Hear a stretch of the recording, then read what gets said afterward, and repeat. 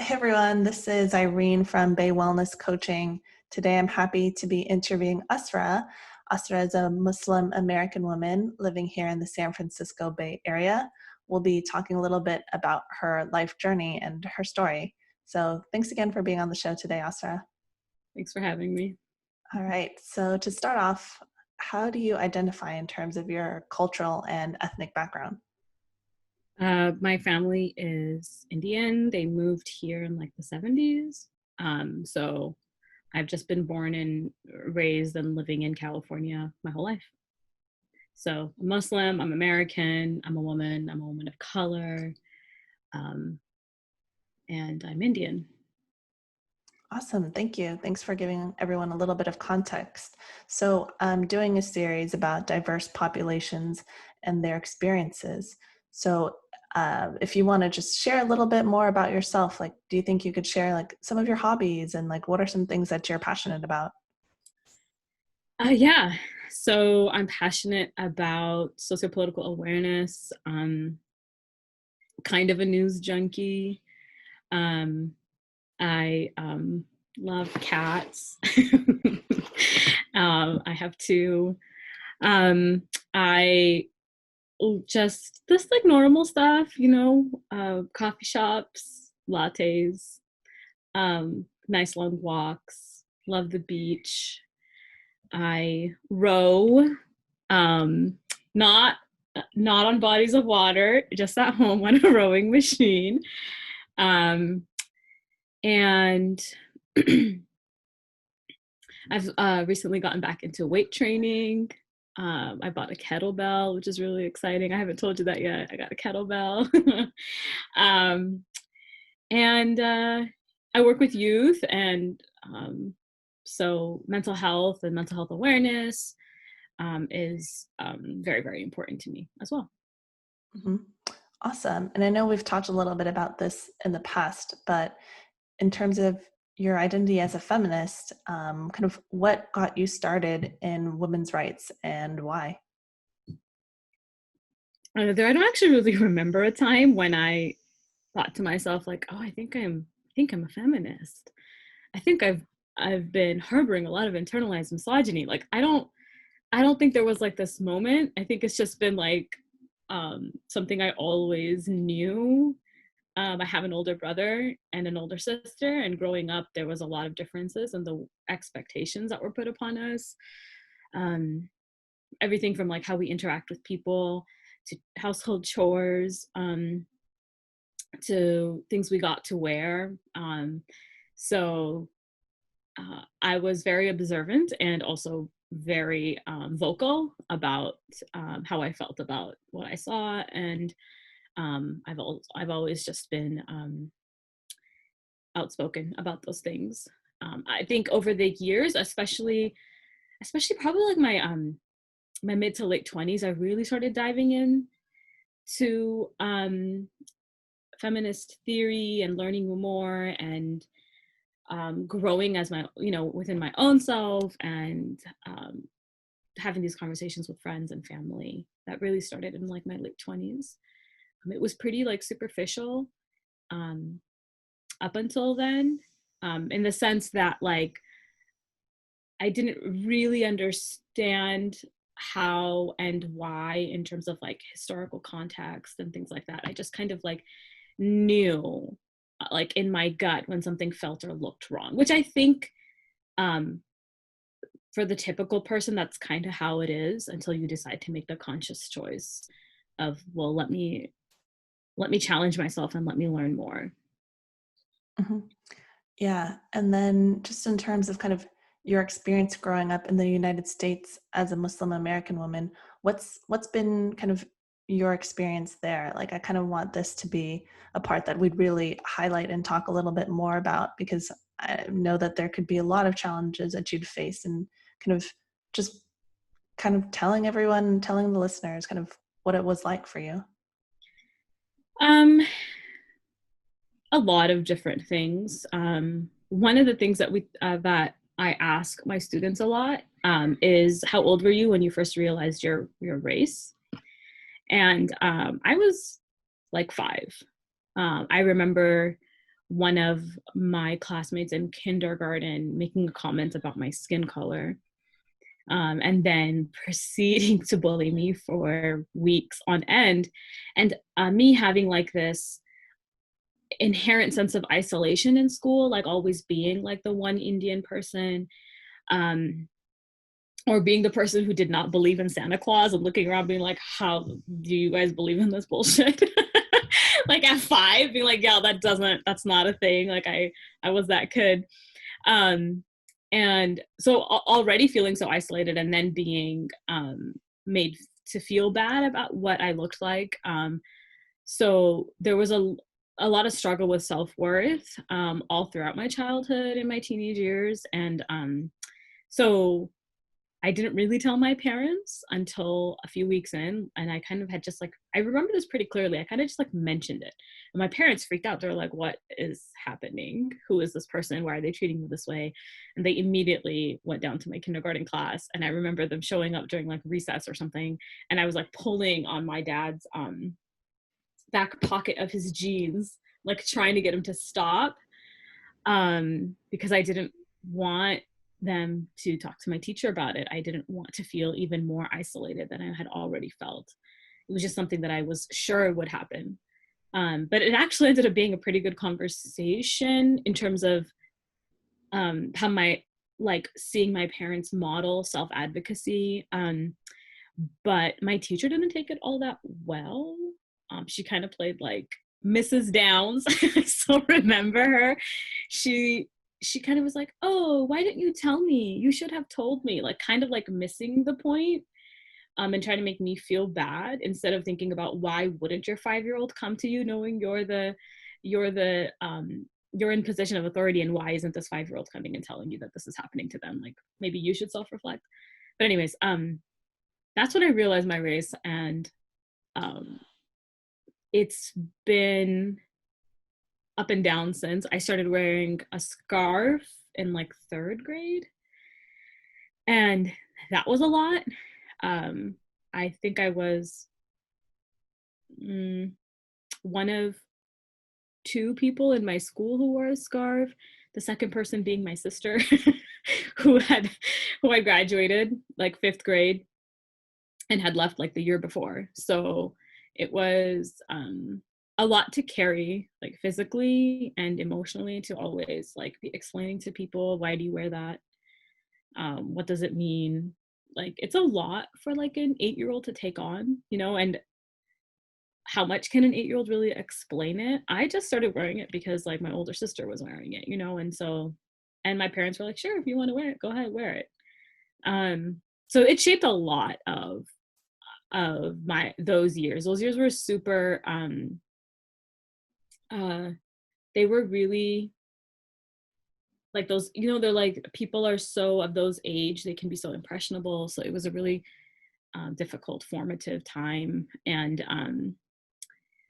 I didn't have a lot of friends in elementary school. I remember the summer after 2nd grade, we went to India as a family, and coming back with a bunch of Indian clothes, and I just love them. So as that's like the only thing I wore to school was Indian clothes.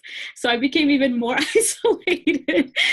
And I didn't care. I quickly like stopped caring for the most part. So there was just a lot of ups and downs like in elementary school. Middle school was even worse. I was spat on once. By another brown kid, I think, which was the worst part of it. Just like, aren't you, what was he? I don't remember what he was. Either he was like Southeast Asian or Latino. I don't remember. But I was like, what are you doing? That was like the 2nd day of school in a brand new school in a brand new city. So in a lot of ways, it turned me into a target that I didn't want to be, that I didn't want to take on, in the same way that skin color can do that to people. Um, yeah, a lot. A lot of this, I'm like kind of like thinking about this stuff for the first time in a really long time. Um, so being a person of color, and then later like also wearing a scarf, and then also being vocal and also being sociopolitically aware, like knowing about the Israeli-Palestine conflict at 16, you know, like that type of stuff, which I think a lot of Muslim kids do know. Just a lot of isolation until I kind of started to find my friend group. I think that really, obviously, that really helped. Friends are like your chosen family, you know, and for me, that's very, very true. Um, and so I mostly have like the same group of friends since, because we've all kind of weathered that storm together, especially my Muslim hijabi friends. We were, a majority of us are the same age, so we were all like right in the middle of high school when 9/11 happened, and then having to experience that and consoling each other when we've been the victim of like different like hate crimes. um, so it's been, for the most part, difficult, but never anything that I would change for. I remember my parents telling me in September 2001, hey, if you want to take your scarf off so people don't bother you at school or at the grocery store, like, you can, and if you want to, you should. I was like, no, I'm not gonna do that. Like at 16, like I had like all this integrity. Like it's crazy to think about. Um, but yeah, it's been like um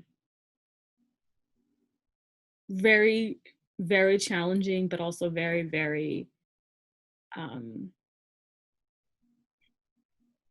like strengthening, which sucks. I think. I think it sucks that you have to be scarred to develop strength.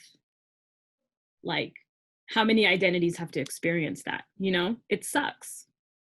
It sucks that like cis white kids just like run around in life like not being challenged by their identities. You know, it sucks. Um, but yeah, that's, I don't know how long I've been talking for, but that's just the tip of the iceberg. Yeah.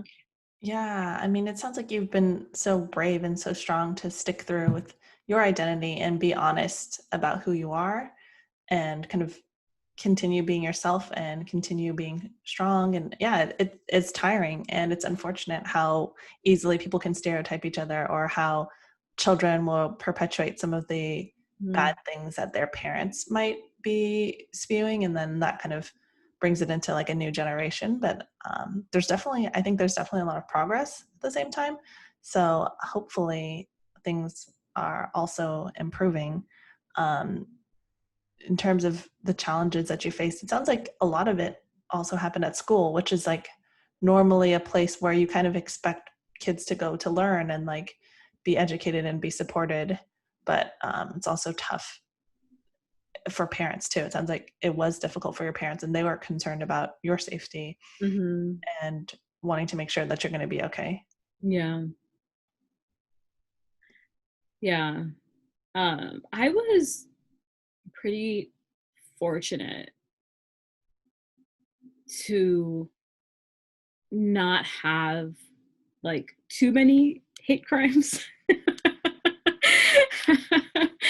Like to not experience too many of them. That's like such a sad sentence.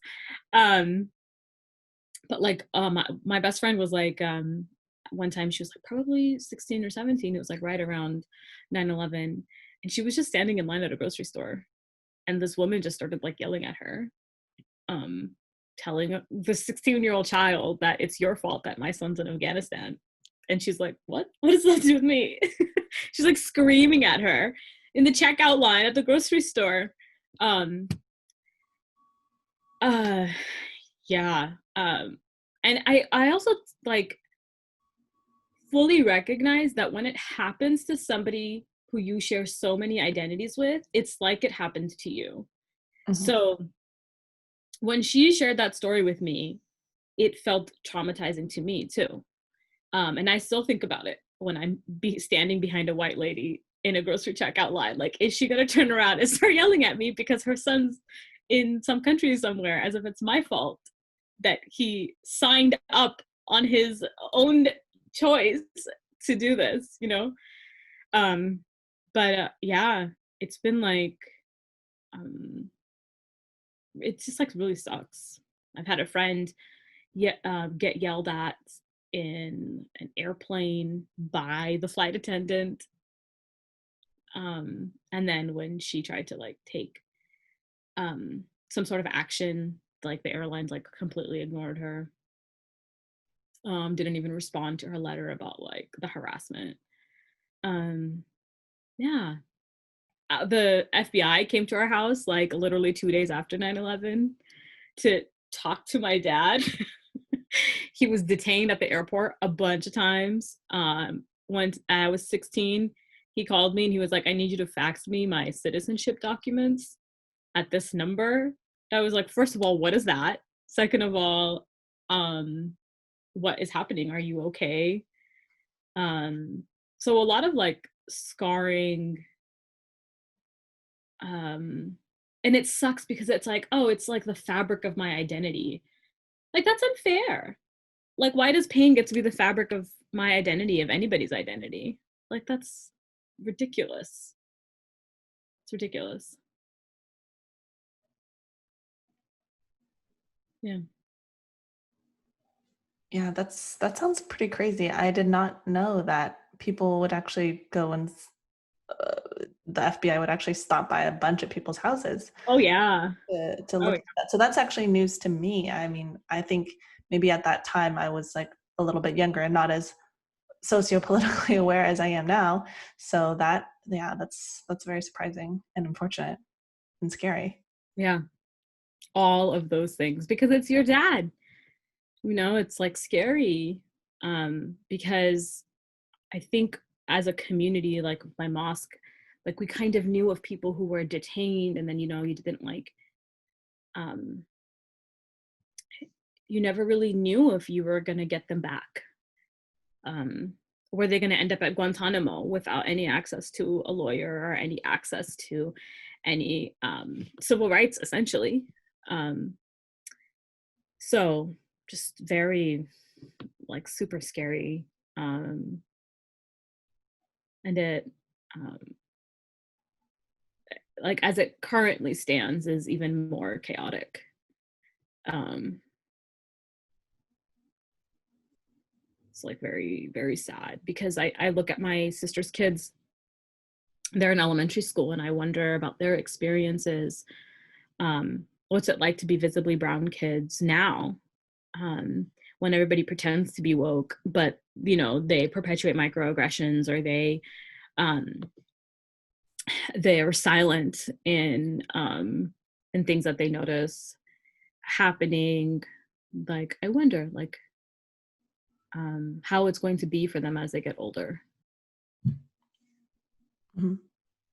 Yeah. Well, I mean, it's good that they'll have family that they can talk to about this experience. Like you kind of being the first, you and your siblings being the first ones to like grow up in this kind of environment. And now they kind of have like another generation they could potentially talk to about some of the issues. So myself having immigrant parents, like they didn't understand the same experiences we might have at school because they grew up in a different country with a totally different culture.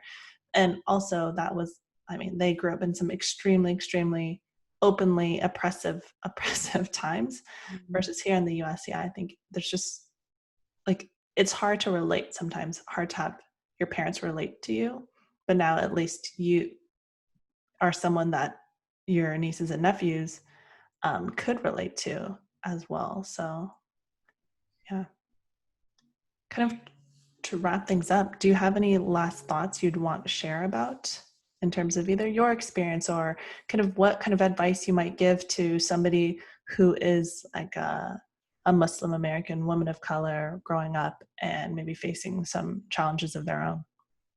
On so many eras of life, like when you're a kid, I think well, you should always unapologetically be yourself. um um when you're applying to colleges, research the college, research the town that it's in, really think about what you need in terms of your comfort, in terms of your mental health. I think as people of color, we underestimate the impact of isolation and the impact it can have on our well-being. And by isolation, I mean any type of identity. You know, it could be um, your ethnic identity, it could be your social political leanings and beliefs. Um, it could be your gender identity. Like there's just like so many different ways like people can feel isolated. And so to really research that type of stuff, because it's really important. You're going through like a super transformative time in college, and you need to have your support system around you and opportunities to develop and deepen your support system. And then when you apply to jobs, to research the hell out of that organization, to message people who've been, whether that's on LinkedIn or whatever, like to have like informational interviews with people about their experiences. Because I think as job applicants, we underestimate this idea that like I'm also interviewing you. Like I'm also trying to see if my talents, my capabilities um, are worth like your organization, or should I take them somewhere else?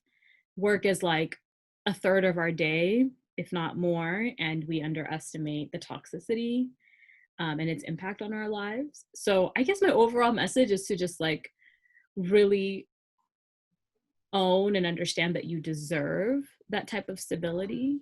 And then you also, in that same vein, are individually responsible in the way that you are informed and in understanding why you believe the things that you believe, and that you will be wrong sometimes, and you need to own that. And as Indians, we have a lot of issues in our community, from colorism to open fat phobia to racism to classism. And as individuals in this community, it's our responsibility to talk to our families and our friends and to call that out, and to call people in, because if we don't do it, who will? Mm-hmm. Yeah, that's really well spoken. Like I think all of your advice in terms of kind of guiding younger people into like just decisions like their college or being able to really protect their mental health and to question reality or question authority, and like maybe the things that we're saying now are no longer going to be as thoughtful in the future because maybe something's going to change then. And I definitely agree with you. Just kind of valuing yourself and valuing your growth, I think is very important. Um, Thank you again, Asra, for being on the show today. I really appreciated what you shared, kind of your own experience, your own journey, and signing off as always, deep breath in together, deep breath out. Have a good rest of your day, everyone. Take care.